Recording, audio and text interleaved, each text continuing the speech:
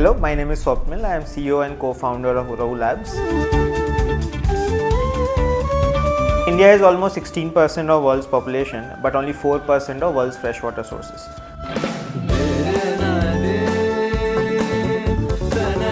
At Uravu, our vision is to decouple water from geography. We do that by taking atmospheric moisture and converting that to abundant and high quality water from air.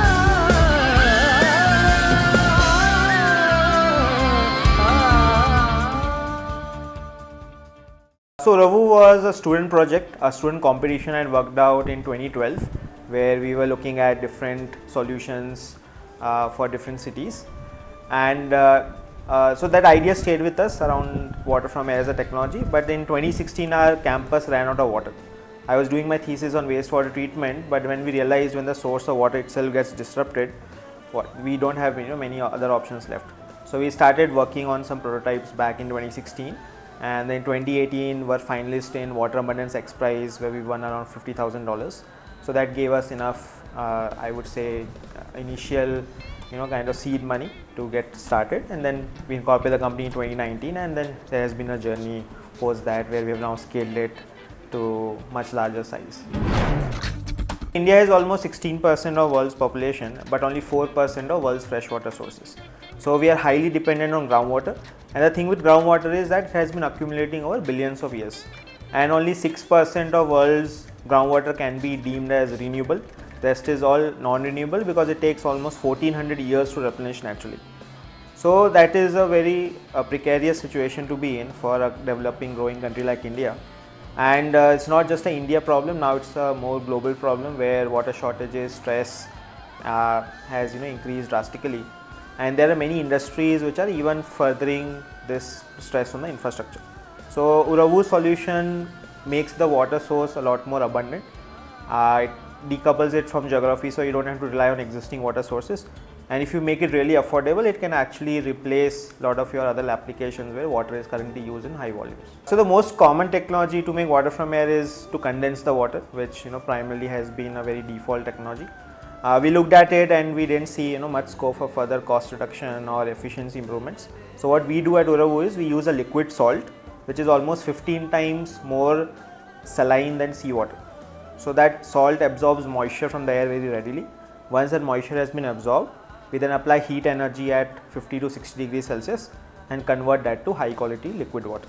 And this salt has a property to be reused for almost 10 years. So you don't have to change it, you can keep on reusing it.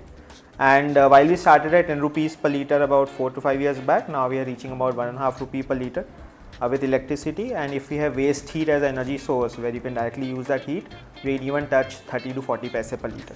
So that would replace actually a lot of your utility water as well. And this water is also very high quality. So about 2 years back, while we were still working on the technology and scaling it up, we saw an opportunity to show that even at the smallest scale, what we have achieved, there could be an implication on the commercial and business side of things.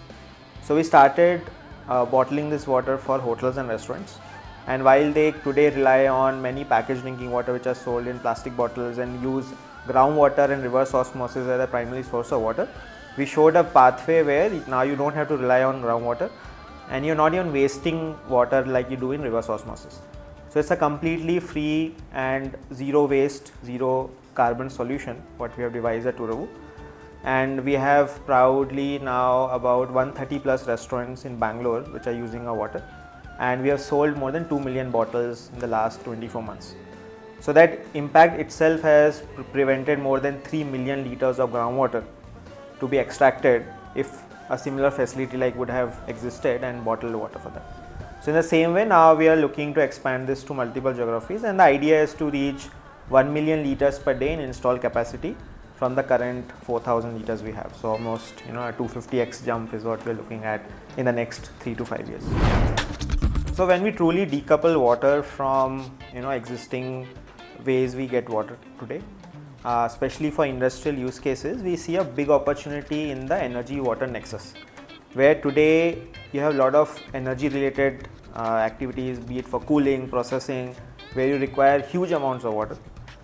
And then that puts additional stress on your existing depleting groundwater sources. by actually eradicating the need to use existing sources, what we are essentially doing is letting the nature heal itself and let the water from rainwater or other sources percolate naturally over time, and let there be a high quality alternative for the industries to still keep their growth and objectives aligned for the future. So that is the way we imagine that how do you balance growth while also protecting what existing resources are have by creating something which didn't exist in the first place but is actually already available in abundance, right? So like for example, scientifically we know that air has 6 times more water than all the world's rivers combined, and it replenishes in just 8 to 10 days. So when you start reusing this rather than groundwater, you are essentially tapping into a 100% renewable and infinite source rather than something which is depleting really fast. So definitely it took us time to first get the technology right, because at the end of the day water is a commodity. You need to make sure it's at a affordable pricing, it's scalable, and you have already proven certain like you have already reached a certain stage where you can then show that it is reliable and it could be made to work over a longer time horizon. So all that took time, but now we are reaching a phase where we are able to match a lot of our output, reliability and cost with what the market actually needs. So capital will definitely be a hurdle, and I think it's also important to make people more aware of what this technology can do for them, and that's where I think that consumer angle which we took about 2 years back has helped us actually create more awareness around that, and people trust the water now. So when you drink that water and you're enjoying it, you don't have any health side effects, you start to also put your trust in this source of water, which is an alternative source which didn't exist today. So I think that's where we are headed. But yeah, capital and of course adoption needs to be thought of in a very proper manner, and a pathway towards that has to be laid out. So for a lot of these technologies, including what we do at Uravu, there needs to come a step where your cost curve has come to a point where it actually makes sense to then stop using what is there, right? It could be just from a cost curve perspective, it could be from a quality perspective, or availability 365 days a year, right? 24/7, 365. So a lot of these things have to be either upgraded from what they use today, or it has to at least match it, right? So I think that inflection point is going to come soon, at least not in all use cases. So for example, agriculture might not be best suited for something like this because you don't really require high quality water, you need the cheapest water source, and you can easily use for a lot of existing sources. But for example, industrial use cases, processed water, drinking water, pharma grade water, even water which is needed for cooling. So one of our projects we are working on closely now is with a data center operator. Now data centers use huge amount of water for cooling, and there's a big overlap between your energy reduction and amount of water used. If you want to reduce your energy, you will use more water, and vice versa, right? So in places where it is already water stressed, you are not able to use water for cooling. That means you're using more energy, and the upstream effect of that is that your carbon emissions are increasing, and that energy might not be coming from renewable sources all the time. So you have a much higher footprint than actually using water. So I think that's where once you hit that cost curve and bring it really down, I think that in domestically and even globally that can happen. And the good part is now this technology is something which is built in India, but it's ready to actually get deployed globally. So for example, recently we installed a project in Abu Dhabi for a utility customer who is testing it for vertical farming, drinking and other applications. So I think India is ready to bring a lot of these solutions to the global platform. So Uravu started as a very personal project, and also something we faced ourselves when our campus ran out of water. The broader idea is to make Uravu a global company where we solve a lot of challenges around water, energy in ways which was not previously imaginable, and by doing so also make the impact on the environment to be a net positive. We can't be, like think of a world where we just keep on mining groundwater, as we say, but rather, give it back. So if you really want to bring true water positivity, I think that's where Uravu's solution will play a big role, a key role, and we wish to see that it becomes a global phenomenon right from India. So to draw water in remote places, we have worked out two things. One is the liquid salt we use can work till 25% relative humidity. So even in very dry areas, it can absorb moisture. And the system design is flexible to be paired with any kind of renewable energy source. So it could be solar, it could be wind, it could be biomass, waste heat, or even normal grid electricity. So be it remote areas, dry areas, our solution works like perfectly to serve all these kind of demands and applications. I think from a policy side, what India needs to see is have some framework around how water is actually truly used.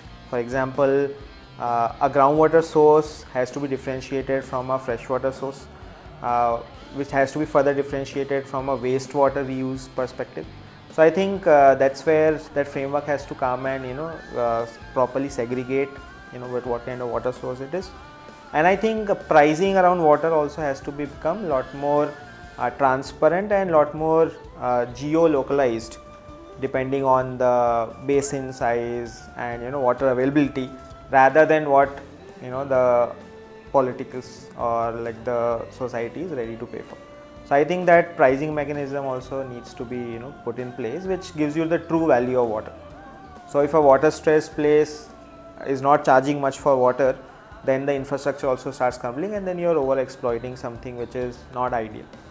So I think that's come to place. And other third part would be to really start pushing water as a broader narrative, while it be through incentives for new technologies or infrastructure projects which involve key innovations and new adoptions, as much as we do for the energy side. So while energy security and independence is important, so is water security and independence. So I think that's where water has not picked up so much in the broader context, and it's not just an India thing, it's a very global thing, and we see that from public to even private. So the investors who invest in water are few, the ecosystem around that is like a handful of people. So there are startup events I go to, and there are 10-12 of us in the water space, and we meet each other at every event because that's the number of people who are working in water, right? So I think both from a broader policy perspective, private investment perspective, all these things have to come together to really help solve this and scale this. But at the end of the day, I believe that as long as it's a commercially viable solution, no policy can stop it, whether it's for it or against it. And I have tried to build Uravu in a way that whether I get policy support or not, it wouldn't matter, because as long as it's a commercially viable solution, whether it's from a quality side, pricing side, availability side, it will attract the right people and right customers. The reason to name Uravu as originating from a Malayalam word was also to show that we really value the roots where we were studying and the personal experience we had, and like while could have easily named something else very Anglic, which has a broader appeal, the idea was to show that innovations can come from a lot of diversity, and India as a country could be a good springboard for a lot of such technologies to grow and then leap to the global platform. So I think that's where Uravu and brand Bharat have a good sync, where we see that progress in technology means progress for India and then eventually for the whole globe.